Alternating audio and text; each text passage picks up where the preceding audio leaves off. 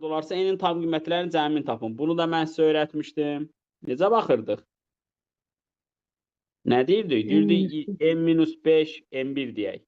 1'ə bölünür, n-5 nə inir? Altda yazım lap bunu. Nə inir? Mənfi 1'ə bölünür.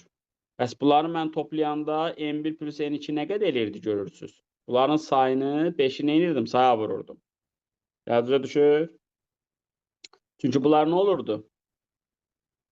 İslah gedir.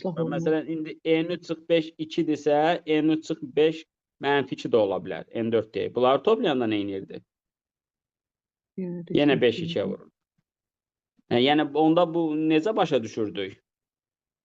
Onda bu 5'ləri hər dəfə nə inəyəcək? Neçə dəfə vuracaq?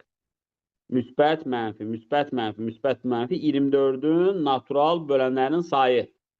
Yəni 1 ola bilər, 2 ola bilər. Bunları belə yaza bilərik. O heç. Amma mənfi 1, mənfi 2, mənfi 3, mənfi 4, mənfi 6. Fikir verin, hər dəfə onları belə götürəndə 2 dənə 5 alınır. İndi neçə dənə oldu?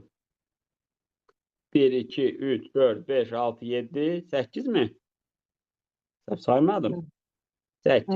Deməli, bu 5'i biz 8 dəfə vururuq. Əslində bu qayda necə idi? Deyirdim, bu 5'i, n çıx 5'i sanki 0'a bərabər edirsən. 5 olur. Vurursan nəyə? Natural bölənlərin nəyinə? Sayın. Yadda düşdü? Bəli, müəllim, bu axırı bəli. Bunu keçmişik. Görmüşük bunu biz. Elə bu kitabda da görmüşük, mənim kitablarımın izahlarında da görmüşük.